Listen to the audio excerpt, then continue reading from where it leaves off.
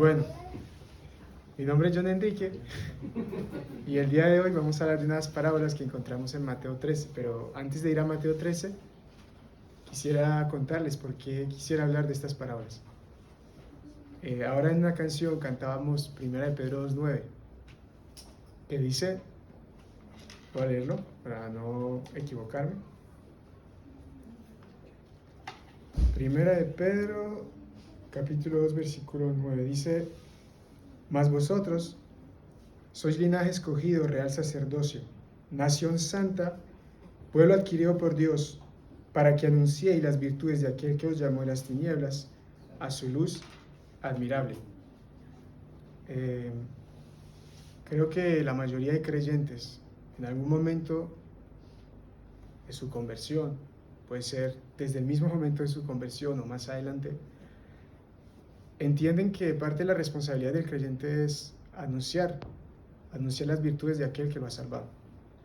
Parte de sus responsabilidades es predicar las buenas nuevas, es compartir con otros del Salvador que ha llegado a su vida. En los evangelios hay varios ejemplos de personas que Jesús sanó y Jesús les dijo: no digas nada, teme al Señor, adórale, pero no vayas a contar quién hizo eso, ni cómo lo hizo, ni nada. Quédate callado. Eso no es lo que se nos ha pedido a nosotros. Quiero aclarar. Eso era algo muy particular de ese momento. Todos los creyentes tenemos una misión y es predicar el Evangelio, compartir las buenas nuevas, anunciar las virtudes de aquel que nos llamó de las tinieblas a su luz admirable. Y el mensaje de hoy está relacionado con eso. No habla directamente de eso, pero está relacionado, porque cuando yo meditaba en alguna área de mi vida cristiana en la que siento que tengo que crecer, para serles sinceros, entendía que quizás el área en la que me veo más débil es en la de evangelizar. Hablo de mí por no generalizar, pero creo que muchos se pueden identificar conmigo. Yo durante mucho tiempo fui testigo de la impotencia de un evangelio que no es bíblico, de un evangelismo que no es bíblico. Y creo, no lo sé todo, no conocemos nuestro propio corazón, pero creo que una parte de mí empezó a dudar de la eficacia del evangelio. Porque como durante muchos años yo no vi el fruto que yo veo en la Biblia, yo no lo vi en ese evangelio que se predicaba, que yo vi que se predicaba, porque no se predicaba bíblicamente, quizás yo empecé a dudar de si realmente ese evangelio tenía el poder para salvar al hombre. No es algo que uno diga abiertamente, o sea, no es que usted se levante y usted diga: yo creo que el evangelio no basta, yo creo que necesita mi ayuda. No es algo que tú digas así. Es algo muy sutil que quizás esté en tu corazón y tú no te das cuenta. Pero si meditamos en nuestros actos, a veces nos damos cuenta como que mis actos dicen otra cosa acerca de lo que hay en mi corazón, de lo que yo pienso que hay en mi corazón. ¿Cuántos de nosotros no nos sentimos incapaces de compartir el evangelio? Consideramos que no es parte de como los talentos que tenemos. Que hay unas personas en la iglesia que sí tienen eso, ese plus, pero nosotros no somos parte de ese grupo. No sé si les ha pasado, a mí me ha pasado muchas veces. Entonces, yo digo, bueno, me voy a enfocar en servir de algunas maneras que se me dan mejor y voy a dejar de lado eso. Se lo voy a dejar al que es más amigable, es más extrovertido, el que es más de relacionarse con la gente. A mí me cuesta muchísimo relacionarme con la gente. Entonces puedo decir, bueno, hay unos que se les da mejor. Rosemary se mudó hace poco a nuestro vecindario y ya conoce todo el mundo. Yo creo que conozco solo el vecino de al lado. Pero implícitamente, cuando decimos yo no tengo ese plus, estamos diciendo que el Evangelio en sí mismo no basta. Que hay algo en ciertas personas que sí funciona y que el Evangelio necesita ese plus. Que como yo no lo tengo, entonces no necesito predicar. O me voy a enfocar en otra forma de servir. Y eso significa de que no estamos creyendo que el Evangelio es poder de Dios. Que lo que salva es la palabra de Dios. Es Dios por medio de su palabra.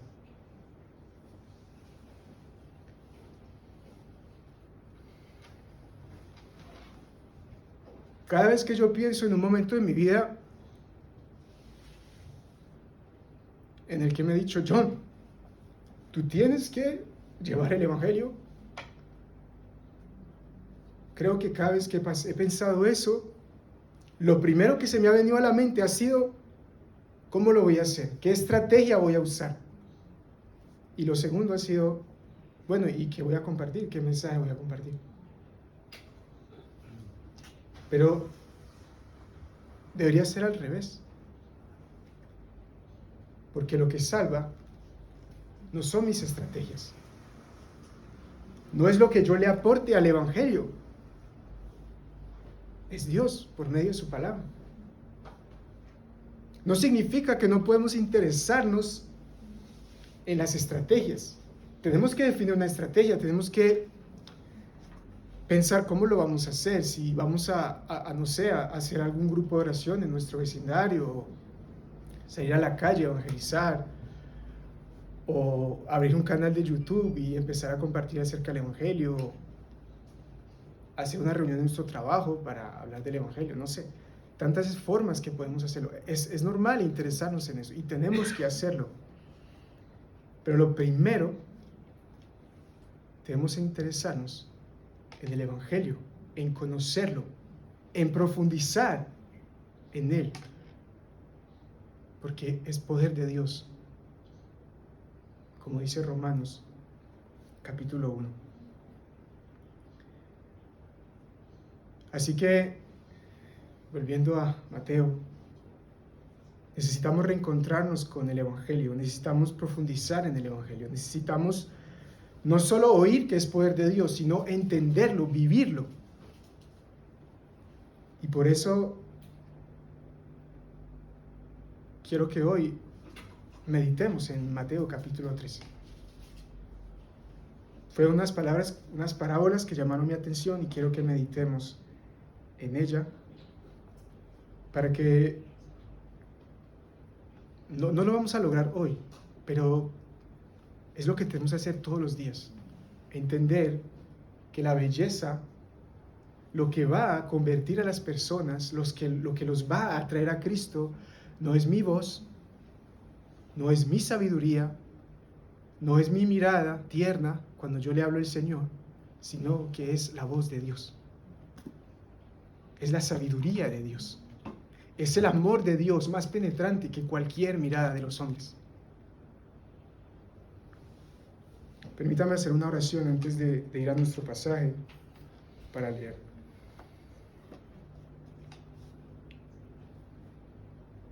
Padre, tu escritura dice que en Cristo están escondidos todos los tesoros de la sabiduría y del conocimiento. Hoy te rogamos, Señor, que tú nos permitas ver a tu Hijo por medio de tu palabra. Que tú nos permitas ver su belleza, profundizar en esa sabiduría y ese conocimiento. Que como tú dices, Señor,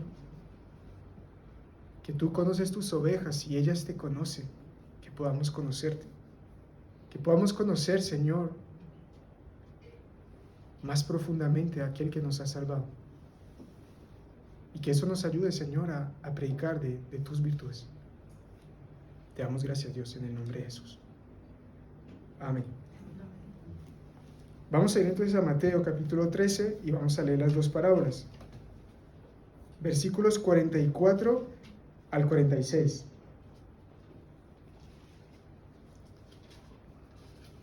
Mateo 13, 44, 46 dice: El reino de los cielos es semejante a un tesoro escondido en un campo, el cual un hombre halla y lo esconde de nuevo, y gozoso por ello va y vende todo lo que tiene y compra aquel campo. También el reino de los cielos es semejante a un mercader que busca buenas perlas, que habiendo hallado una perla preciosa, fue y vendió todo lo que tenía y la compró. Vale, entonces vamos a meditar en estas dos parábolas y vamos a hacerlo en dos partes. Primero, quiero que hablemos de un hallazgo infinitamente valioso, ayudándonos de esta ilustración de lo que hallaron estos dos hombres. Y luego vamos a meditar en la reacción de ellos y traer eso a nuestra vida. Entonces, vamos a hablar primero del hallazgo.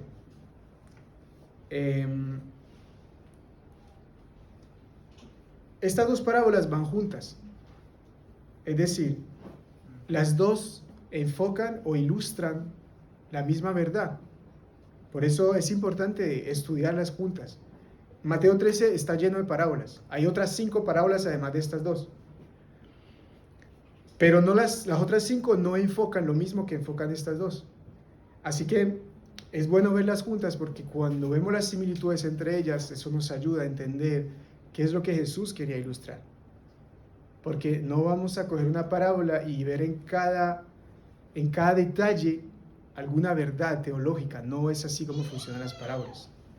De hecho, las parábolas no son exactamente iguales y eso es bueno porque nos ayuda a no enfocarnos en lo que no interesa, en lo que es diferente. No son cosas que van a ilustrar algo teológico o una verdad que necesitamos entender. Por ejemplo, el primer hombre halló por sorpresa un tesoro. El segundo estaba buscando la perla. Entonces, ¿qué? ¿Lo estamos buscando o lo encontramos por sorpresa? No, eso no es algo importante en estas dos parábolas. Es un ejemplo de lo que quizás no hay que enfocar. Entonces, ¿de qué nos hablan estas dos parábolas? Bueno, el primer hombre encuentra un tesoro. En aquella época, los bancos no eran tan comunes como hoy en día. Entonces, ¿qué hacía mucha gente adinerada? Pues escondían sus pertenencias más valiosas bajo tierra. Y podía pasar que simplemente morían y se llevaban ese secreto a la tumba. Entonces, no era imposible que una persona, un labrador que trabajara la tierra, en un día de trabajo se encontrara con una super sorpresa. Entonces, ¿qué hace este hombre? Bueno, pues esa tierra no le pertenece, así que tiene que enterrarlo para no levantar sospechas, encontrar la forma de comprar aquel campo para poder hacerse con el tesoro de manera segura. El segundo hombre, un mercader de perlas. En aquella época no era, era común que los mercaderes coleccionaran aquellos bienes con los que hacían mercado, hacían comercio. Así que lo más probable es que este hombre fuese una persona que poseyera algún tipo de colección, ya tenía bastantes perlas, por así decirlo. Y de repente un día encuentra una tan valiosa, que está dispuesto a vender toda su colección y todo lo que tiene con tal de hacerse con esa perla. No vamos a enfatizar en lo que el hombre estaba dispuesto a hacer, solamente con eso quiero que entendamos que esa perla tenía mucho valor. Igualmente el tesoro que encontró el primer hombre debía tener muchísimo valor.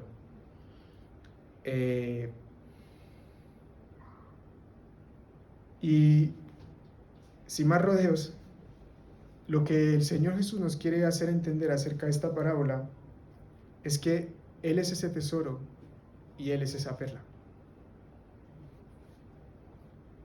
Él es ese bien que tiene un valor tan infinito que merece cualquier sacrificio. Y aquí viene una pregunta importante. la parábola no responde a esa pregunta, pero es una pregunta que tenemos que hacernos. ¿Por qué? ¿Por qué Jesús es tan valioso? ¿Por qué Jesús tiene tanto valor que debe ser como el tesoro que encontró este hombre o la perla que encontró este mercader? Necesitamos profundizar en estas verdades, porque si no lo hacemos, no vamos a reaccionar como ellos. Si no entendemos el valor de Cristo, no vamos a estar dispuestos a vender todo lo que tenemos para ganarlo. Así que es importante que respondamos esta pregunta: ¿por qué Jesús es tan valioso? ¿Por qué Jesús merece cualquier sacrificio? Y para entender primeramente el valor que debe tener Cristo para nosotros, el valor que tiene Cristo para el hombre, tenemos que entender nuestra condición. Quizás algo que hayamos escuchado muchas veces, pero necesitamos profundizar en eso todos los días. ¿Cuál es nuestra situación? La situación del hombre. En su libro Manso y Humilde, que leímos con los hombres hace poco, el pastor Ortlund, creo que se dice así, no sé, él escribió algo acerca de Efesios 2. Voy a leer Efesios 2 para recordarlo. Efesios 2, versículos, empieza al final del versículo 1 y sigue hasta el versículo 3. Dice: estabais muertos en vuestros delitos y pecados, en los cuales anduvisteis en otro tiempo, siguiendo la corriente de este mundo, conforme al príncipe de la potestad del aire, el espíritu que ahora opera en los hijos de desobediencia, entre los cuales también todos nosotros vivimos en otro tiempo, en los deseos de nuestra carne, haciendo la voluntad de la carne y los pensamientos, y éramos por naturaleza hijos de ira, lo mismo que los demás. Y este hombre, meditando en este pasaje, dice que nosotros no somos almas quebrantadas que hay que sanar, no somos personas adormecidas que hay que despertar, que hay que animar.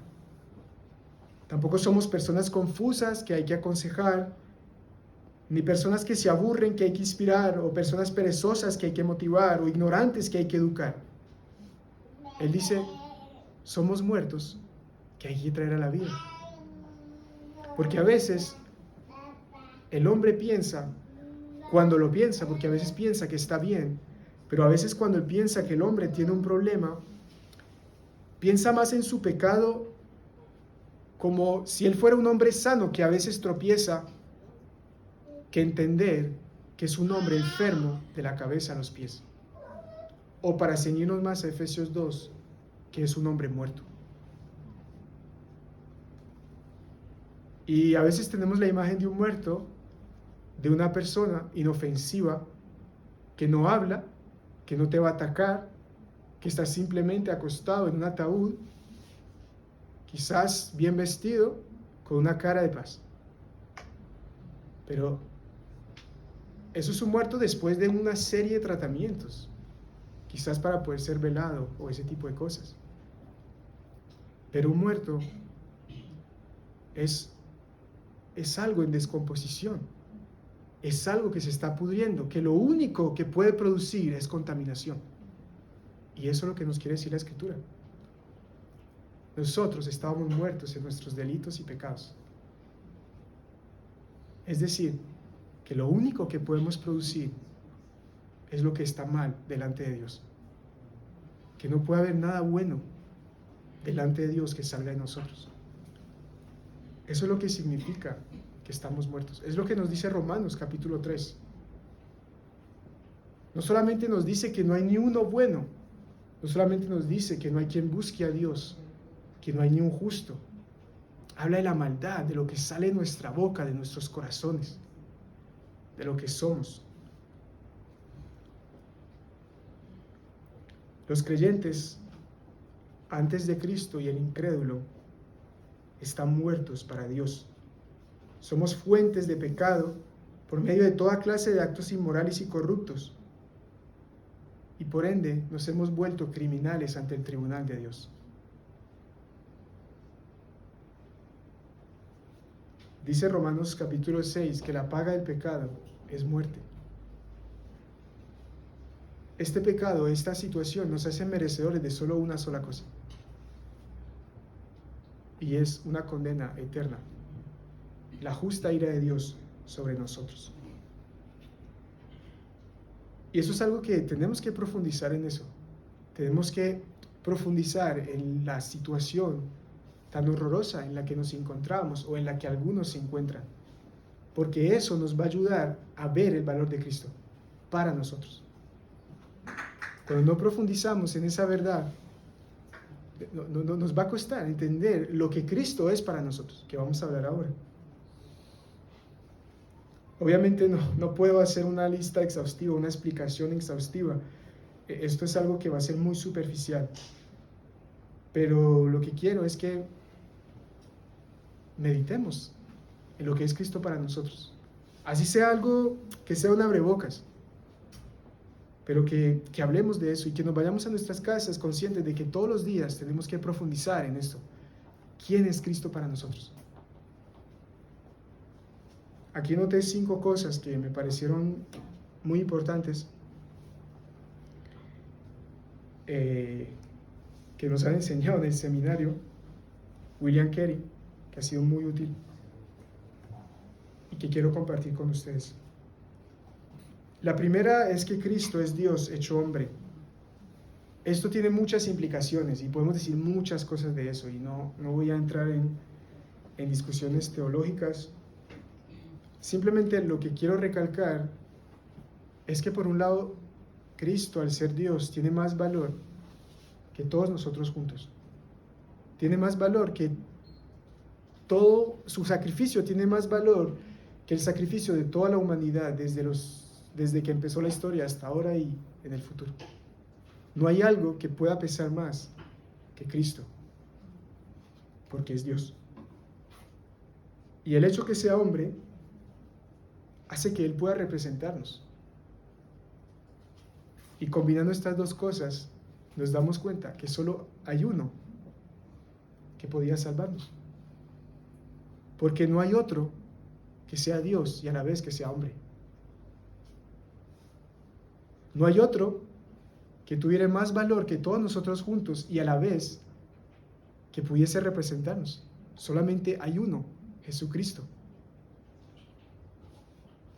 Cuando estaba preparando el sermón, recuerdo que llamé a Peter para preguntarle por su coche y resulta que el Skoda de Peter, creo que la transmisión tiene un problema. Se lo iban a arreglar, pero la pieza que encontraron no le sirvió. Y yo pensaba, después decía, ¿qué tal que a Peter le dijeran solo hay una transmisión en el mundo que le sirva a tu coche?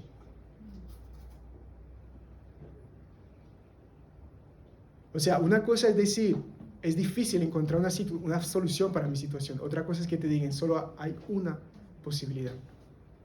Solo hay uno que te puede salvar. Y ese es Cristo. Eso hace que el valor de Cristo sea mucho más elevado. No podía haber otro profeta que se levantara para salvarnos. Solamente Cristo. La segunda cosa es que Cristo es nuestra redención. Obviamente tiene mucho que ver con lo que acabamos de hablar, pero el hecho de que Cristo fuera el único que calificara no lo obligaba a salvarnos. Él podía decirnos, mira, yo puedo salvarte, pero ¿por qué habría de hacerlo? Ustedes han pecado. Ustedes se han apartado de Dios. Ustedes le han dado la espalda. Ustedes deben pagar por las consecuencias de su maldad. Pero Cristo no hizo eso. Cristo se hizo nuestra redención. Ese único que puede salvarnos, aceptó pagar el precio. Aceptó rescatarnos. El término redimir o redención significa pagar un rescate. Tenía que ver en la antigüedad cuando una persona pagaba el precio, la deuda de un esclavo para hacerlo libre. Y es lo que Cristo hizo por nosotros. Él vio que teníamos una condenación, que teníamos una deuda con Dios y dijo, yo la voy a pagar. y no estaba obligado a hacerlo. Tercera cosa, Cristo es nuestra propiciación. La propiciación, para no entrar en muchos tecnicismos, tiene mucho que ver con el concepto de sustitución. En la antigüedad, cuando Dios hizo un pacto con su pueblo para que Él pudiera vivir en medio de ellos, porque Él era santo y ellos pecadores como nosotros, pues Él estableció una serie de sacrificios en los cuales ellos ofrecían un animal que por sustitución, su muerte cubría la culpa de sus pecados. Ese animal era un sustituto de ellos. Y se decía que ese animal era la propiciación por ellos. O sea, propiciación, más allá de hacer propicio, es el hecho de que hay un animal o una persona que hace que Dios sea propicio a ti. Entonces, cuando decimos que Cristo es nuestra propiciación, no solamente está diciendo que Cristo hizo que Dios fuese propicio a nosotros. Estamos diciendo que lo hizo tomando nuestro lugar, sustituyéndonos. Y esto lleva lo que acabamos de decir de la redención más allá, porque Cristo no dijo desde los cielos, yo pago el rescate, y no se quedó en su trono diciéndonos, yo te salvo. No, para hacerlo, Él tomó nuestro lugar. Para hacerlo, Él bajó, se hizo hombre, vivió entre nosotros, conoció el hambre, el frío, el dolor, todas estas limitaciones, y fue a la cruz en nuestro lugar. La propiciación nos habla de cómo fue nuestra redención, cómo Cristo ocupó nuestro lugar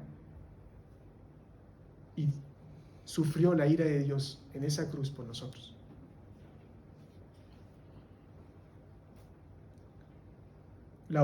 El cuarto punto es que Cristo es nuestra justificación. La justificación tiene que ver con el hecho de que Dios nos declara justos.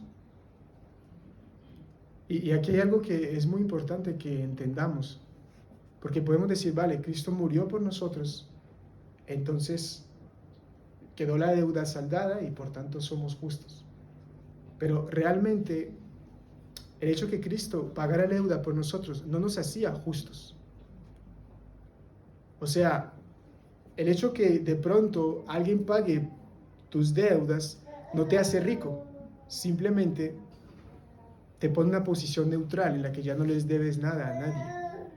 Asimismo, la persona, o sea, cuando Jesús murió por nosotros, no solamente saldó la deuda, solamente, es una forma de decir, perdón, saldó la deuda, pero eso no hacía que nosotros mereciéramos el favor de Dios, como si hubiésemos hecho algo bueno para merecer el favor de Dios. Simplemente nos ponía en una posición neutra con Dios. Pero cuando decimos que Cristo es nuestra justificación, más allá de entender que sí, tenía que pagar esa deuda, también debemos entender que Él nos dio una posición favorable ante Dios. Nos hizo ganar puntos con Dios, y eso lo hizo viviendo una vida de obediencia por nosotros. O sea, Él vino aquí no solo a sufrir, sino que tuvo que ser obediente a Dios en todo. Él tuvo que hacer lo que ninguno de nosotros hizo, cumplirle a Dios en todas las cosas, hacer la voluntad de Dios en cada momento. Lo que muchas veces a nosotros nos cuesta, no podemos. Queremos vivir una vida recta, pero siempre hay un momento donde nos deslizamos. No, Él nunca se deslizó. Él siempre hizo la voluntad de su Padre. Y de esta manera ganó por nosotros el favor de Dios. Nos hace declarar justos. No solamente no tenemos deuda con Dios, sino que ahora, por medio de Cristo, tenemos el favor de Dios. Y el último punto es que Cristo es nuestra santificación. Creo que muchos de nosotros hemos escuchado de la santificación, de que tiene que ver en parte con un proceso progresivo, algo que se hace diariamente, en el que el Espíritu Santo nos va apartando de conductas, de deseos que traemos de nuestra naturaleza, de nuestro viejo hombre, que por nuestra naturaleza pecaminosa quizás podemos seguir andando en ellos, y Dios, por medio de su Espíritu, opera ese cambio en nosotros. Pero es progresivo, no nos levantamos de la noche a la mañana y somos otras personas. Eso no pasa. Y es verdad que la santificación tiene que ver con ese proceso progresivo, pero no solamente tiene que ver con eso. Hay una parte de la santificación que es muy importante, y es la que ocurre en el mismo momento en el que nos arrepentimos y creemos en Cristo. El punto de partida de ese proceso, hay una santificación que se opera, que es inmediata. En ese momento, Dios nos aparta de cierta manera para Él. Nos hace capaces de buscarle, de desear hacer su voluntad, de disfrutar hacer su voluntad, de poder hacer su voluntad. No de una manera perfecta, no vamos a ser perfectos, pero sin ese punto de partida sería imposible para nosotros hacer otra cosa que el mal. Si no hubiera ese punto de partida, esa santificación, en el momento en el que nos arrepentimos y creemos, lo único que podríamos hacer sería andar en nuestros delitos y pecados. Pero Cristo hace eso. Cristo es nuestra santificación. Y luego, por medio del Espíritu, sigue trabajando en nosotros. Nos sigue ayudando para dejar de hacer lo malo, para apartarnos cada día de nuestras iniquidades. Podríamos seguir hablando. Podríamos hablar de la regeneración, de la adopción, de la resurrección. Hay muchísimas cosas, hermanos. Y en cada una de ellas vemos la belleza de Cristo. Vemos lo único, grandioso, maravilloso que es Cristo. Y nuestra tarea como creyentes es que cada día profundicemos en estas cosas. Hay muchas verdades en la Biblia por estudiar. Hay muchas cosas lindas que entender. Pero en el centro de ellas tenemos que buscar la belleza de Cristo, el valor de Cristo, lo que es Cristo para nosotros, ese regalo de amor de Dios. Así que volviendo un poquito a nuestra parábola, pensando en nosotros como ese hombre o ese mercader que halla a ese tesoro, a esa perla que es Cristo, que es todo lo que acabamos de decir y que es mucho más.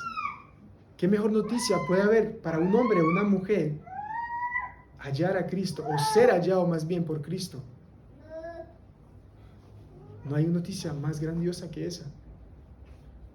Somos como aquellos hombres que seguramente sus vidas cambiaron por completo en un día, el día que hallaron aquel tesoro o aquella perla. Pues ese día también nos puede pasar. El día que hallamos a Cristo, hallamos un tesoro que sobrepasa toda la riqueza de este mundo. Cristo entonces, dijimos, es el único en la historia que nos puede salvar. No solamente era el único, sino que estaba dispuesto a hacerlo. No solamente estaba dispuesto a hacerlo, sino que también estaba dispuesto a hacerlo a pesar del precio, humillación y muerte. Y no solamente pagó el precio de nuestra liberación, sino que también conquistó por nosotros el favor de Dios. Y nos ha dado una naturaleza para poder vivir según su voluntad. Esto es lo primero que quiero que retengamos saliendo de acá. Esto y más, todo el valor que debe tener Cristo para nosotros. Y lo segundo que quiero que retengamos tiene que ver con la reacción de estos dos hombres. En nuestro segundo punto, una reacción apropiada, quiero que reflexionemos en dos cosas. Decíamos que tenemos que ver los puntos comunes de estas parábolas. Bueno, el primer punto común es que estos dos hombres hallaron algo grandioso. El segundo punto común es que los dos reaccionaron de la misma manera. Cuando vieron lo que habían hallado, y lo valioso que era, renunciaron a todo con tal de hacerse con ese objeto, con ese tesoro, con esa perla. Y esa es la reacción que el hombre que encuentra a Cristo, el hombre o la mujer que encuentra a Cristo debe tener. Y hay dos cosas que me llaman la atención en esa reacción. Primero, para el hombre que encontró el tesoro, poder hacerse con él, solo había una forma: vender todo lo que tenía. La parábola no dice que él logró vender la mitad de sus bienes y más o menos con eso tenía para comprar el terreno. No, vendió todo. El de la perla, lo mismo. Vendió todo por esa perla. No voy a entrar en cálculos matemáticos de que si a lo mejor al hombre le hubiese podido alcanzar dejando algo de lado, no. El punto es, Cristo te pide todo. Estos hombres, poder adquirir ese tesoro, esa perla, era incompatible con el hecho de retener algo. Tenían que soltarlo todo, si no, no podían hacerse con él.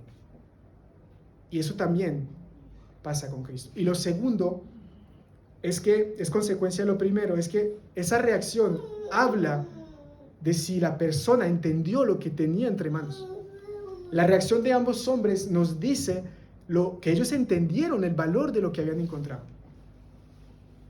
Entonces, Cristo nos pide todo y nuestra reacción ante Cristo nos habla a los demás de si hemos entendido que Cristo lo vale todo.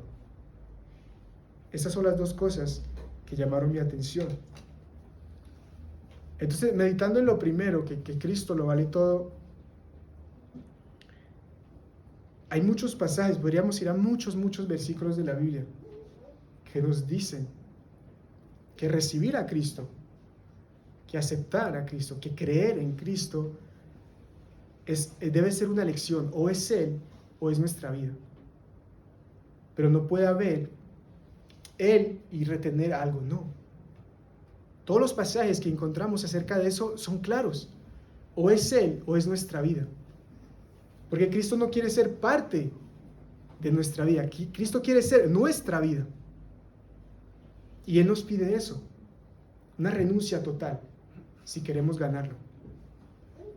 En Gálatas capítulo 2, versículo 20, por mencionar un versículo muy conocido. Gálatas 2:20 dice: con Cristo estoy juntamente crucificado, y ya no vivo yo, mas vive Cristo en mí. Y lo que ahora vivo en la carne, lo vivo en la fe del Hijo del Dios, el cual me amó y se entregó a sí mismo por mí. Ya no vivo yo, ya no es mi vida. Mi vida le pertenece a Cristo, si lo acepto. Hermanos, no hay alternativa. Si quiero a Cristo, tengo que renunciar a mi vida. No puedo querer a Cristo y rechazar tomar mi cruz para seguirle. En su libro El poder y el mensaje del Evangelio, Paul Washer dice algo que me gustó. Él dice: recibir a Cristo es lo más peligroso que un hombre puede hacer. Él compara el creyente con un inversor, una persona que hace negocios. Y dice que el creyente es como un inversor que pone toda su fortuna en un solo negocio. Es seguramente la cosa más imprudente que puede hacer alguien en los negocios, poner todos sus huevos en el mismo panal. Pero esa es la vida del cristiano.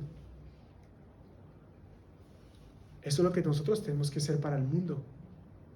Los hombres más locos y más imprudentes que haya sobre la tierra, porque hemos puesto toda nuestra vida y nuestra eternidad en una sola persona, Cristo.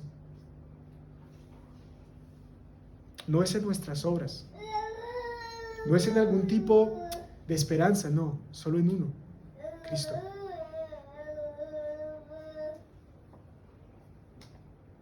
No podemos recibir a Cristo como nuestro socio, ni simplemente como nuestro Salvador. Si lo recibimos, tenemos que recibirlo como quien es Él, el Salvador del mundo y el Señor de la creación. Así lo estableció Dios y así tenemos que recibirlo. Por eso Paul Washer dice que recibir a Cristo es lo más peligroso que podamos hacer nunca. Porque Cristo no quiere ser parte de nuestra vida ni un tesoro más en nuestro corazón.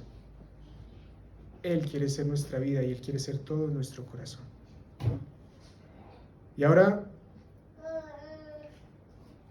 quiero que pensemos en lo segundo que decíamos, y es que la reacción de estos dos hombres daban a entender si habían entendido el valor de lo que habían encontrado. El hecho que ellos estuvieran dispuestos a dejarlo todo por ese tesoro, esa perla, dice que habían entendido el valor de lo que habían encontrado. Y asimismo, el testimonio de cada persona frente a Cristo da a entender si ha entendido el valor de Cristo. La única diferencia entre nuestra parábola y la vida real es que en la parábola los dos personajes lo entendieron, pero en la vida real hay personas que van a ver a Cristo, por así decirlo, pero no van a entender su valor. Van a haber personas que se van a encontrar con Cristo, pero no van a entender el valor inestimable que tiene, que lo van a menospreciar, que lo van a rechazar. Porque no van a entender todo lo que hablamos, todo lo que es Cristo para nosotros, porque no van a creerlo. Así que como en la vida real no pasa lo que pasa en esta parábola, tenemos que preguntarnos, tenemos que meditar en nuestros caminos. ¿Cuál ha sido mi reacción? ¿Seré yo como este hombre y este mercader?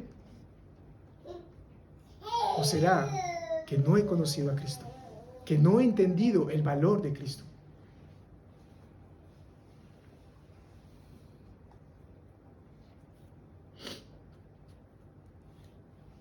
Hay algo que me gustaría plantear con esta ilustración. A veces pensamos que, tomando un poquito este ejemplo de las parábolas, que la diferencia entre el creyente y el incrédulo es que el creyente entiende que Cristo vale, que su vida vale algo y que Cristo vale más. Entonces, claro, está dispuesto a vender lo que tiene para... Y el incrédulo simplemente no le da ningún valor a Cristo. Pero creo que la diferencia entre el creyente y el incrédulo es que el creyente, cuando encuentra a Cristo, entiende que su vida no vale nada. No es que su vida valga algo y Cristo valga más. Es que su vida frente a Cristo no vale nada. Como si me pusieran dos vasos de aguas frente a mí, uno más grande que otro, y me dijeran, ¿cuál vale más? El vaso más grande. Pero no estamos hablando de eso. Estamos hablando de comparar una gota de agua frente a todos los océanos del mundo. Esa gota no tiene ningún valor. Y así es nuestra vida sin Cristo. No es que yo logro entender de que mi vida está acá y Cristo está por encima, entonces es un buen negocio recibir a Cristo y renunciar a mi vida. No, es que cuando lo conozco, su valor es tan inestimable que mi vida está en nada y Él lo es todo. Y esa es la diferencia entre el creyente y el incrédulo. Hay muchos que creen creer en Dios, que creen conocer a Cristo, porque de alguna manera han visto que quizás Cristo tiene más valor que su vida. Pero si ellos creen que en su vida todavía hay algo de valor sin Cristo, es porque en el fondo no han conocido a Cristo, porque en el fondo no han creído en Cristo. Por eso en aquel día muchos le dirán, Señor, hicimos muchos milagros en tu nombre, echamos demonios, profetizamos, y Él les dirá, nunca os conocí, apartaos de mí, hacedores de maldad. El apóstol Pablo en Filipenses capítulo 3 dice,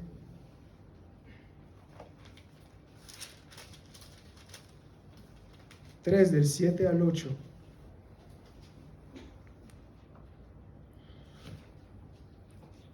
Pero cuantas cosas eran para mi ganancia, las he estimado como pérdida por amor de Cristo. Y ciertamente, aún estimo todas las cosas como pérdida por la excelencia del conocimiento de Cristo Jesús, mi Señor, por amor del cual lo he perdido todo y lo tengo todo por basura para ganar a Cristo. Esta imagen es muy fuerte de decir, el que ha creído, el que ha conocido, es el que entiende que sin Cristo su vida no tiene valor. El que puede decir como Pablo, todo lo tengo por basura. Cuando meditamos en eso decimos, pero ¿cómo puede ser esto, Señor? Pero realmente es lo que vemos desde el Antiguo Testamento. Si meditamos en el pueblo de Israel, que salió de la esclavitud de Egipto, como una sombra de la esclavitud del hombre por el pecado, este pueblo fue liberado de manera asombrosa por prodigios y milagros. Conocieron a Dios en el monte, en el fuego y en los truenos. Y luego, cuando Dios los envía a esa tierra prometida, en ese desierto, ¿cuántas veces no claudicaron? ¿Cuántas veces no dudaron y dijeron, creo que es mejor que volvamos a Egipto? ¿Cuántas veces no pensaron que quizás esa vida antigua tenía algún valor? Y ellos al final no se devolvieron. Ellos vivieron ese peregrinaje, soportaron, pero ¿qué dice Dios de ellos? Dice que no se agradó de esa generación. Dice Hebreos, capítulo 3, se disgustó contra esa generación y dijo, siempre andan vagando en su corazón y no han conocido mis caminos, por tanto juré mi ira, no entrarán en mi reposo. El hecho que hubiesen estado ahí todo ese tiempo en el desierto, que al final hubiesen soportado, no era una garantía de que realmente habían conocido a Dios, de que realmente iban hacia el reposo de Dios.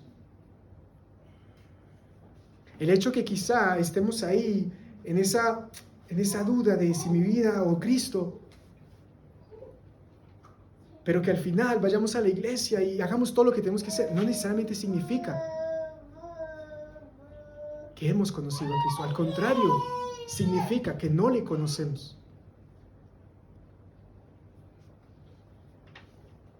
El pueblo de Israel lo tenía todo en el desierto. Tenían a Dios con ellos. ¿Qué tenían en Egipto? Esclavos, sus hijos pasados a filo de espada, continuamente azotados mientras trabajaban. Y ahí en el desierto tenían el maná, tenían el agua de la roca, tenían la columna de fuego que los calentaba y los protegía, tenían la nube que los guiaba, que les daba sombra, lo tenían todo. Pero pensaban que su antigua vida podía seguir habiendo algo de valor y claudicaban. Primera de Corintios 10 nos dice acerca de esto lo siguiente. Primera de Corintios 10, 3 y 4 dice, o desde el 2, y todos en Moisés fueron bautizados en la nube y en el mar, y todos comieron el mismo alimento espiritual, y todos bebieron la misma bebida espiritual, porque bebían de la roca espiritual que los seguía, y la roca era Cristo. Tenían a Cristo en medio de ellos, lo tenían todo, pero no le conocieron. Por eso Dios no se agradó de ellos y juró que ellos no entrarían en su reposo. Hermanos, no existe un cristianismo claudicante.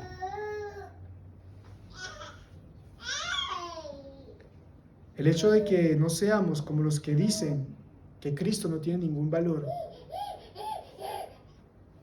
no significa que seamos creyentes. Podemos dar la impresión de darle algún valor a Cristo, pero si no hemos encontrado en Cristo, nuestro único tesoro, si no hemos entendido que nuestra vida sin Él no tiene valor, significa que no le conocemos. Así que el día de hoy me gustaría que nos examináramos, que nos preguntáramos qué valor tiene Cristo para mí. Y no podemos hacerlo tratando de preguntarle a nuestro corazón, como si pudiéramos hacer introspección y entender nuestros pensamientos, nuestras intenciones. Lo que debemos hacer es preguntarnos, hacernos esa pregunta, examinando el valor que le hemos dado a nuestra vida y las cosas que hay en ella, mirando si por medio de nuestros actos no estamos diciendo, todavía veo algo de valor en mi vida, todavía hay algo que no estoy capaz de entregar por Cristo.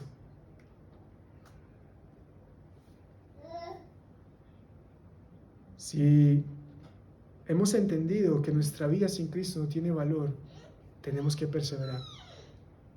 Pero si tenemos dudas, si hay algo que amemos más que Cristo, y yo no estoy hablando solamente de pecados, dice la Biblia que puede ser padre, madre, hijos. Si algo en nuestra vida que seamos incapaces de entregar al Señor, si Él nos lo pide, debemos arrepentirnos. Porque significa que no le conocemos. Y quiero terminar con una aclaración. El hecho que en esta parábola el hombre y el mercader hayan tenido que venderlo todo para hacerse con Cristo, no significa que el Señor te esté pidiendo renunciar a todo. El Señor te pide que renuncies al pecado, sí. Eso está muy claro en la Biblia. Pero ahora mencionaba que no podemos amar a padre, madre, hijo más que a Cristo. No estoy diciendo que el Señor te está pidiendo renuncia a tu familia, abandona tu trabajo, tus ahorros, todo lo que tienes. No estoy hablando de eso. El Señor te pide que abandones el pecado, sí, pero respecto a las demás cosas que no son pecado, te pide que estés dispuesto a hacerlo. Te pide que lo ames más a Él que todas esas otras cosas que puede haber en tu vida que son buenas. Tu hogar, tu trabajo, amistades, las cosas que Dios ha creado. Nadie dijo que irse de paseo era malo, que comerse algún plato rico sea malo. No estoy diciendo eso. Cuando ahora leíamos que Pablo tenía todo por basura, no estamos diciendo que Pablo despreciaba todas las cosas, despreciaba sus amistades, despreciaba quizás pertenencias o todo tipo de cosas que puede haber en su vida que no son malas. No.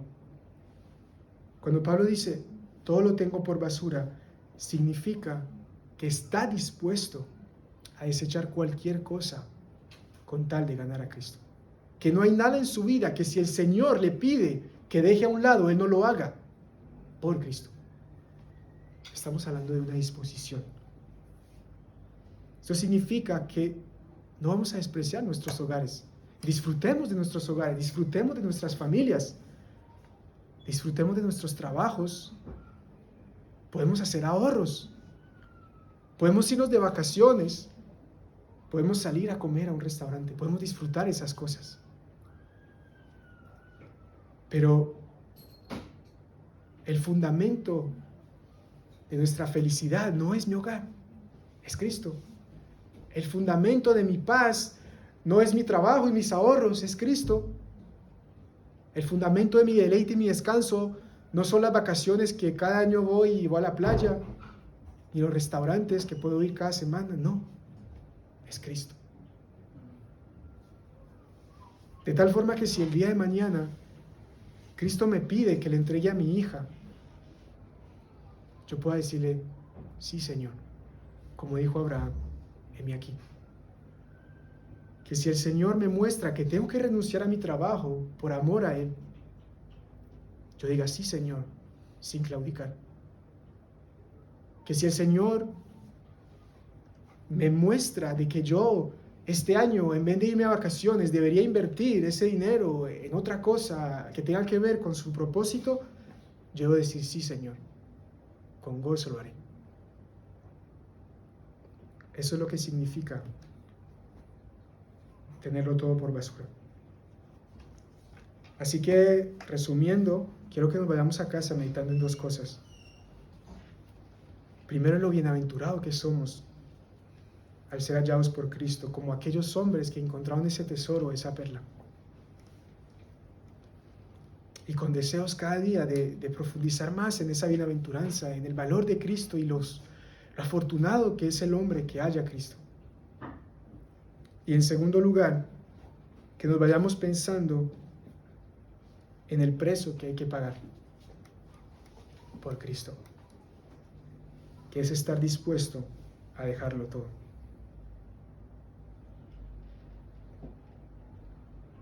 Y con eso, hermanos, concluyo. Hay una advertencia que quería hacer. Es que no quiero hacer muchos paréntesis, pero es importante, creo.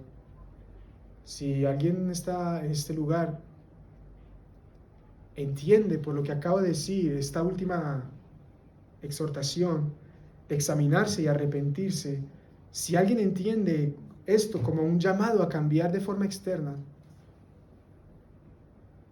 quiero decirle que no es el propósito de la Escritura. No estamos diciendo de que si dudas en que si realmente conoces a Cristo, porque hay cosas en tu vida que ves que no es conforme a la reacción de estos hombres, y dices, vale, voy a cambiar algunos hábitos en mi vida porque quiero ser conocido por Él.